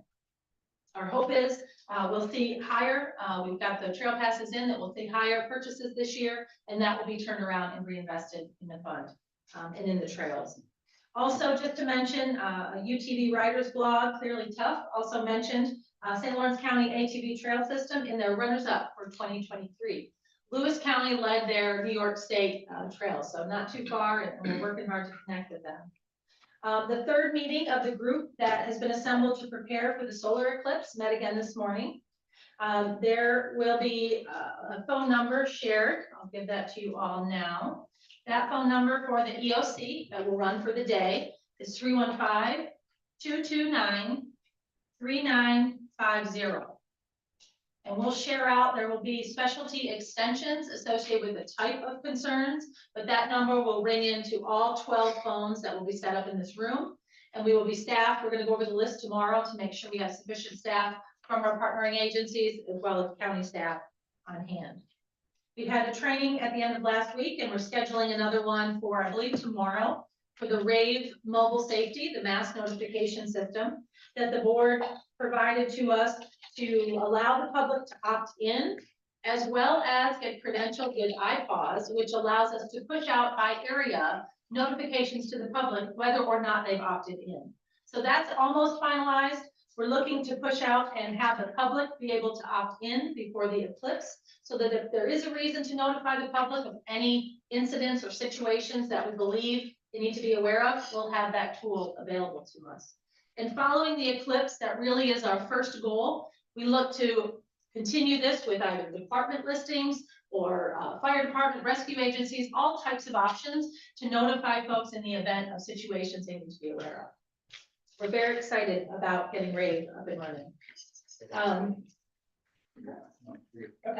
The New York State budget is due 1 week from today. It is unlikely, I would further qualify, highly unlikely, that we will have an on-time budget this year. Hopefully, it's not as delayed as last year, but I'm going to share out with you, for those of you who may not have seen it yet, the NISAC assessment of the One House budget. It's their interim report. They tell me they'll have another update by the end of this week that you can take a look at. It's a little unusual because there is Easter coming on Sunday as well, so they take a break for that. So it's not likely we'll see anything prior to the holiday. This week on Thursday, the 28th, our county and CFDA sponsored EAP will deliver sweet treats across the county to thank employees for all that they do. So we'll be working to get those out Thursday morning and let folks know that we appreciate the work that they do at the county. In the area of solid waste, I had a call today with NISAC Director Steve Aquario on the topic of organic waste management. As we all know, the DEC has regulations that we are going to have to comply with. And we're coordinating efforts at this point with Lewis County and likely Jefferson County eventually to discuss options to come into compliance with that. So they have some folks that are coming up at the end of April to talk with us about what the options may be. So we'll be sharing more of that with you then. On the capital projects front, as I indicated, I'll try and keep you as up to date as possible as we work through these. Progress continues with public safety complex. I would like to request the opportunity to contact our local BOCES and have an opportunity for the building trades while we're in the midst of our project, come in and see a real project underway. And give them the opportunity to ask questions, give them the opportunity to see what a raw site looks like, and also hopefully get some folks interested in working around here. So as long as there's no objection, I'll be making those contacts and extending the invitation. Very excited about this project coming forward. We have received the initial drawings on the proposed family court improvements. So we're working through those. We have our next Buildings and Grounds Standing Committee this Wednesday. So we'll review those as well as if in fact they meet our requirements, our architects have agreed to take that to OCA on our behalf. And that's the Office of Courts Administration, who does need to sign off on any improvements before we begin. Lastly, the old jail roof replacement was scheduled or is scheduled to begin in April. We were a little bit aggressively hopeful it'd start today, but it didn't. Winter decided to return. But we hope to see the mobilization of equipment very soon. And that hopefully by Wednesday at our Buildings and Grounds meeting, we'll have our schedule so that we can look at how that's going to fit in line with some of the major changes across the street. I do want to mention as a practical note, we have approved a change order, 2 change orders actually to this project. One is for adequate and safe roof access to be included for reasons I'm not aware of. They were not included in the initial set of drawings. And we will be adjusting the porch access to return to how it originally was, which is down the front of the building, as well as adding handicap access. So that's one change and the roof access is the other. So those 2, they are working up quotes for us. We'll bring that back to you to take a look at upon Buildings and Grounds Committee recommendation. Questions? That's all I have for now. Thank you. Next, moving on to old and new business, and old business. New business. Great, committee reports. First up, we have the Cornell Cooperative Extension Board with Mr. Nisha. Mr. Chair, we have not met last report. However, we are, Cooperative Extension Executive Board is meeting this Thursday at 6 p.m. Thank you. Mr. Sheridan, anything for the Fish and Wildlife Management Board in Region 6? Thank you, Mr. Chairman. The Region 6 Fish and Wildlife met on March 21st. We had election of officers and election of reps were also voted upon, and members of the state board were agreed to, and executive committee members were agreed to. So we got through our election process.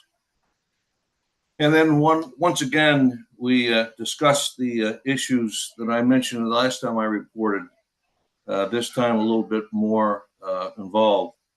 Once again, we discussed the issue of the future stalking and access issues with the private land owners on leased lands and waters to manage and the waters to manage and preserve the development of the stocking program for the trout. And the trout stream access verification program was initiated by the Bureau of Fisheries to validate public access on stock trout streams and on private lands that currently lack the landowner's okay to do so. And DEC, as I mentioned in the last meeting with us, the DEC Fisheries has sent out thousands of letters to the private landowners since 2020.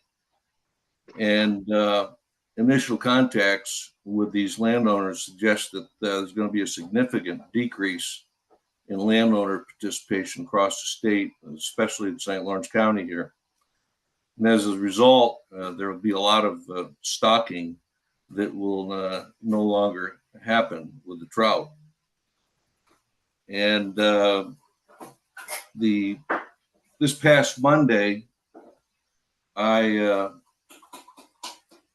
attended another meeting with the chairman of the Region 6 Wildlife Committee, Alvin Montana, with other reps to address a plan of action for contacting all these landowners on behalf of the Region 6 board to encourage them to contact the DEC if they are interested in participating in this program. There's a chance maybe when the DEC sent these letters out earlier, they saw DEC on it and threw it in the waste paper basket. So we're trying to get a hold of those people. In this county, there's 58 landowners who need to be contacted. So I will be presented a list, and I will be looking for volunteers to either make the door-to-door effort or make the phone calls to the people on this list who did not respond to that first thing from the DEC. And then also March 15th is going to be the deadline on when that will all happen for the report back to the chairman of this committee, the Region 6. So I'll be receiving more information on it, more details on the plan within the next week. So if there's any volunteers among the legislators that want to contact some of these people in their districts to see if they want to open up their land for better trout striking, I'll just get a hold of me. I know in Herkimer County, there's 31 that needs to be contacted. In Jefferson County, there's 10, Oneida 4. In St. Lawrence County, there have to be 58. So the other thing is, I also mentioned that there still has not been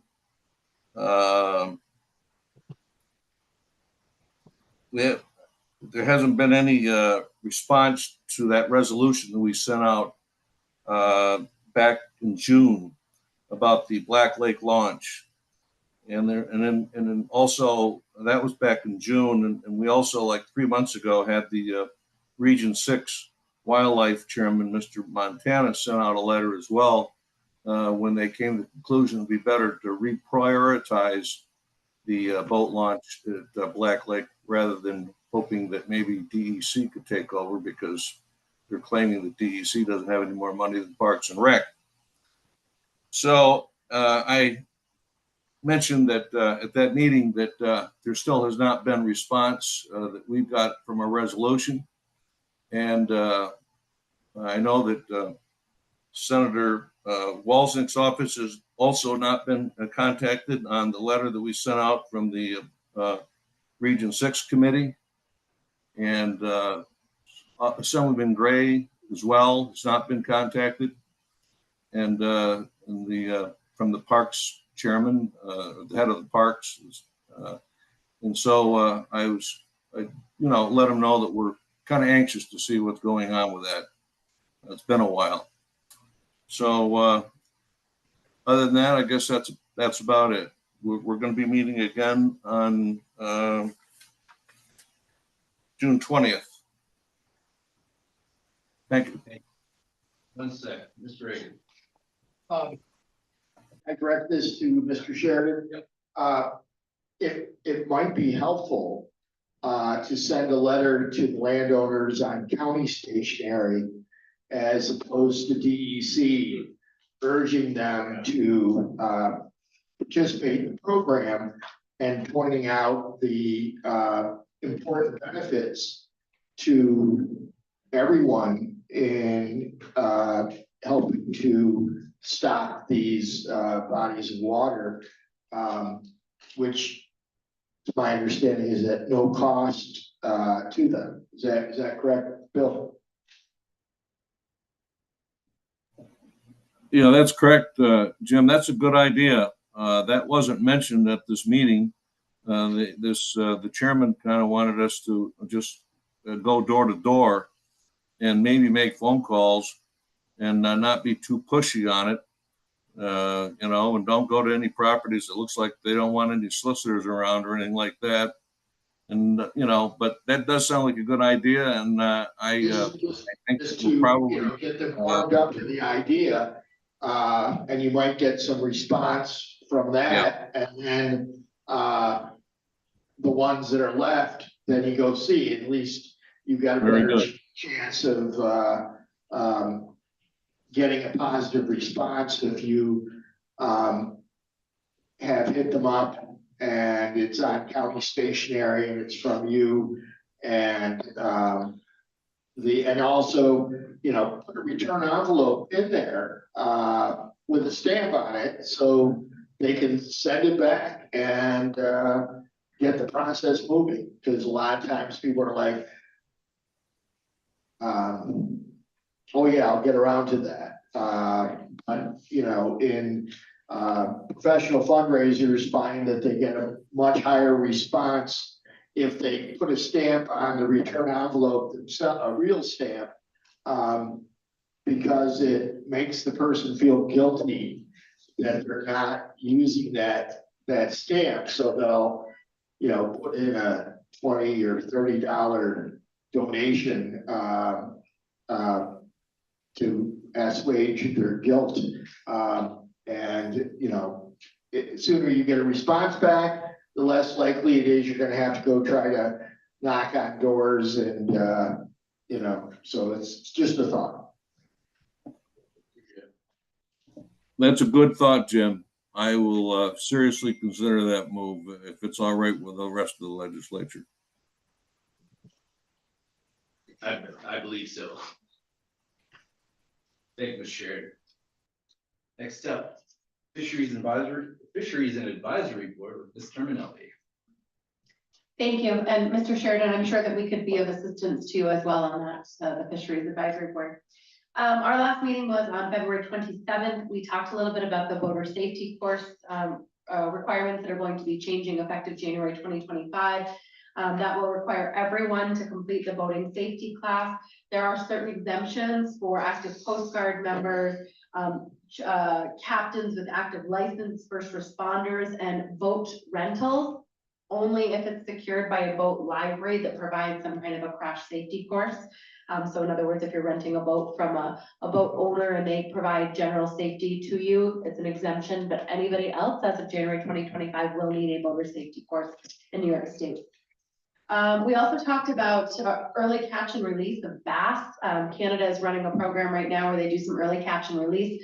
They were talking about the pros and cons of that, and biggest concerns, the impact on nests. Thinking about if we were to ever consider that here, the impact on nests. The eggs are eaten by predator fish during the short amount of time that the fish are off the nest during the early catch and release. And so they're not able to develop or grow and to leave the nest. And then the last thing that we talked about was the new licenses for fishing and hunting. Sounds like they're going to be paper licenses that will possibly print from home eventually. Lifetime licenses will still be mailed, but they were recommending that you keep things in Ziploc bags and keep them on you, especially when you're on the water fishing, just so that if they fall in, you still have your license available. And hopefully down the road, there'll be some kind of an app to be able to retrieve that stuff from. That's all I have. Next meeting is April 23rd at 6 o'clock. Thank you. Next up, the Governor Fair Board with Mr. Smithers. Governor Fair Board met March 5th. Their usual monthly meeting. Plans are ongoing for activities that I mentioned on the last report. There's a barn that's being torn down and reconstructed. That's all I have to report regarding the Governor Fair at this time. Thank you. Next, speaking with you, sir, the Highway and Solid Waste Committee. Well, we did meet this afternoon at 4 o'clock and to discuss some concerns regarding the solid waste costs and single stream issues, public willingness to separate out recyclables, cost that's involved, additional recyclables that are being considered by the state, and concerns regarding the highway budget development. And we're pleased that the governor's representative for the North Country, Allison webinar was able to attend, and Don Chambers expressed a number of concerns regarding bridge replacement, stress on county roads from heavier trucks and Amish vehicles, and cell towers were expressed to her, and she assured us she would relay those concerns to the governor. And if Joe or Don would like to add anything that I've left out, feel free to do that. Seeing that, you did a good job. Excellent. Thanks, sir. Moving on to Mr. Ray for the Industrial Development Agency. Thank you, Mr. Chair. The IDA is going to meet tomorrow. They're currently putting together their annual report of what they've done this year. And they will also be getting all of you a copy of the list of projects funded by ARPA that the IDA and has approved, and I've asked them to develop a map to show where money's going. Thank you. Thank you. Next, the Recreational and Trails Advisory Board. Thank you, Mr. Chairman. As the county administrator told you, St. Lawrence County was mentioned, St. Lawrence County trails were mentioned in the Clearly Tough blog as best trails in the USA, which is quite a feat, sort of like the fishing tournaments. Hopefully we can become #1. Today, the Snowmobile Association, St. Lawrence County Snowmobile Association was awarded a Flourish grant of $10,000 to benefit the multi-use trail, snowmobile trail, AD. They'd like to thank Karen Bjork and the IT department for helping prepare and deliver tablets to the businesses selling permits. And also to thank Don Chambers and Jamie Donnelly for their support from the highway. Trail maps are in, trail passes are in, they go on sale April 5th from the local businesses and online April 12th. Trails open May 15th, closed September 16th. Also, there's going to be 2 ATV youth safety classes offered May 4th and 5th at the Racket Valley Fishing Game Club. The class is free for the youth and lunch is provided. Because of a new law, 10 to 13-year-olds cannot take the class anymore, only 14 to 16. If anybody's interested, help.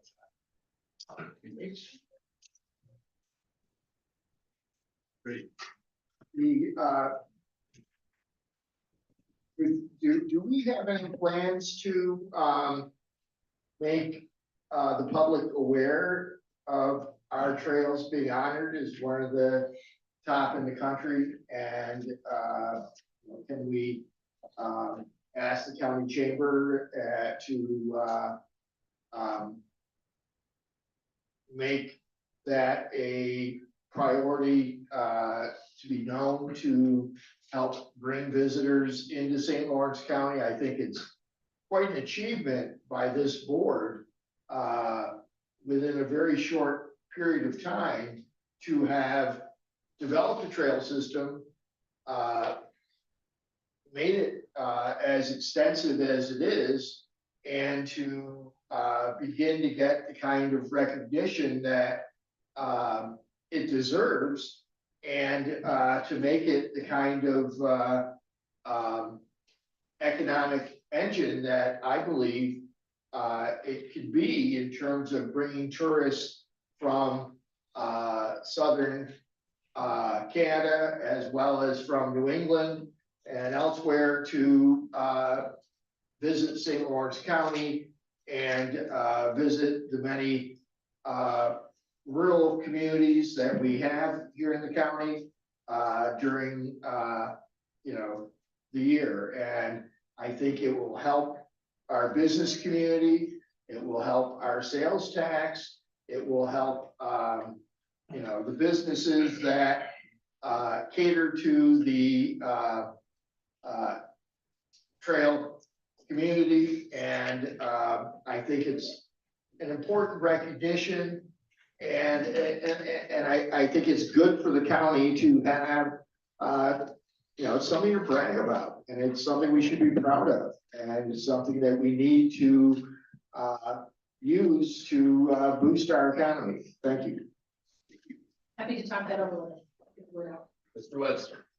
Mr. Dixon just texted me and they will put that on their website and they'll advertise that. They're gonna take care of it. Great idea. Speed of government. Bring it up. Thank you.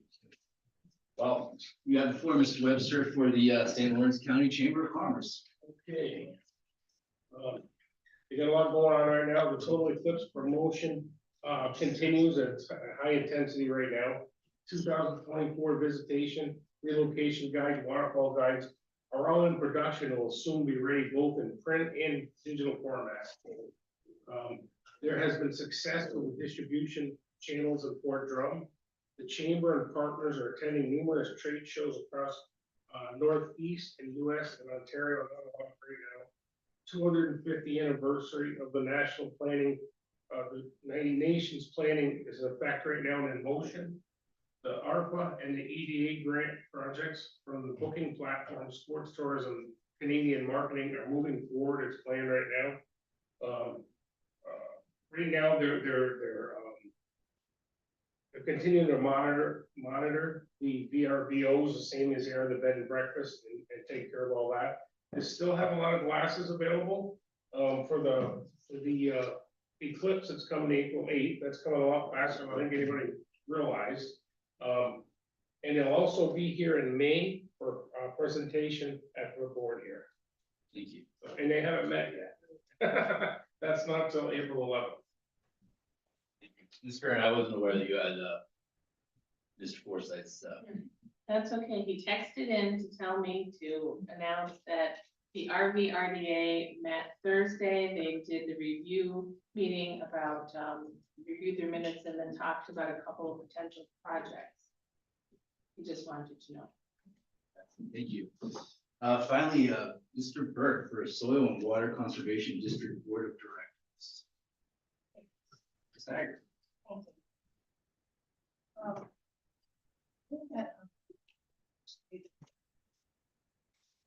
And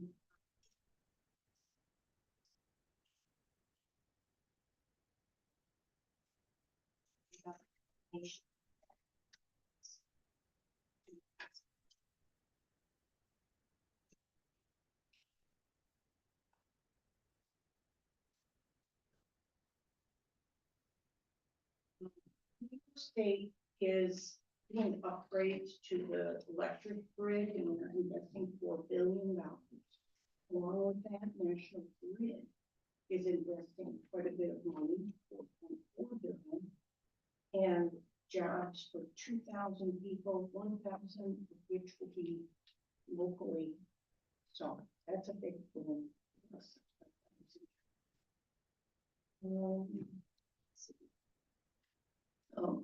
We are interested in emergency services weighing in on fires and solar arrays. There was recently a big fire in Stillwater, Illinois, and we want to be sure that we're on top. We put out bids for new trucks, we're selling 2 trucks. Through Hopkins International,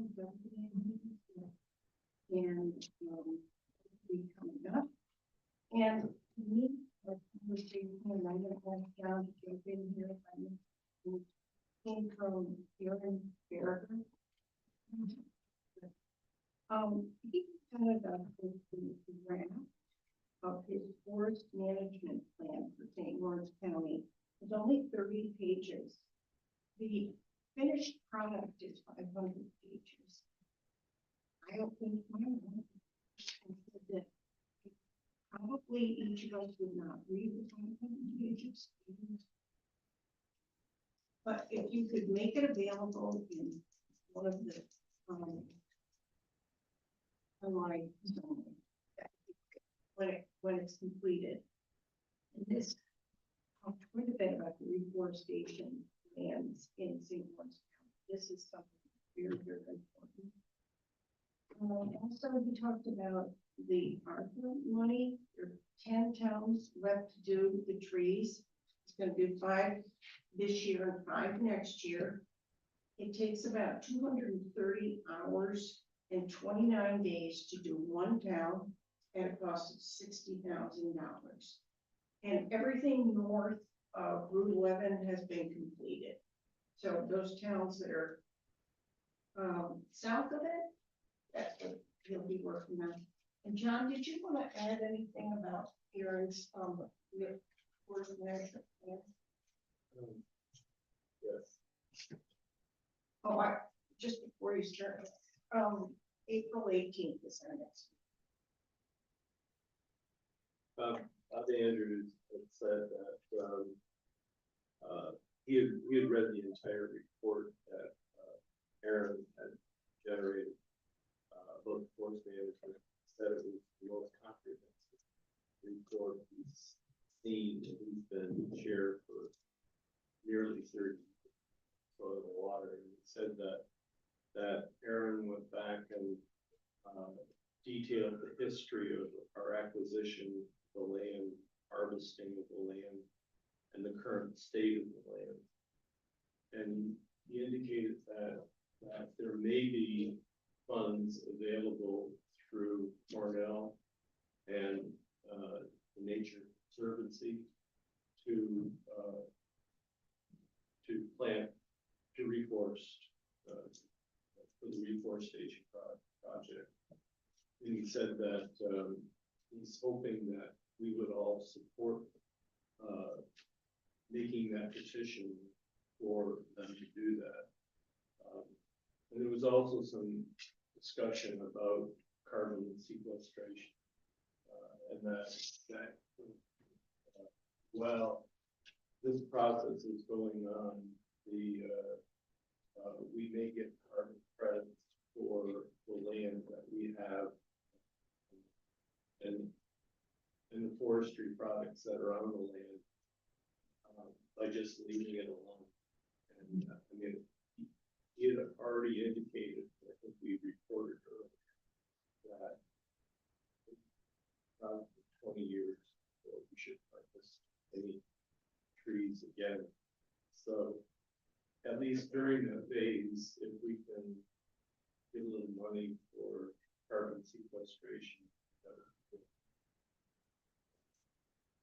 we would want to support their efforts to try to get funding from Cornell to help with the reforestation. It's not just the reforestation; it's the actual cost of Aaron's time that would go into it. Well, if we were successful in getting the grant. And if I could add something, Aaron spoke about putting on the agenda, one of the meetings, I don't know which maybe come to, but he was going to come in and give us a brief synopsis of the 500 pages. Thank you very much. We need to go to executive. We do, or negotiations, litigation, personnel, which is the medical, financial, creditor, employment history of a particular person or corporation, or matters leading to the appointment, employment, promotion, demotion, discipline, suspension, dismissal, or removal of a particular person or corporation. And we have 5 appointments. From the motion.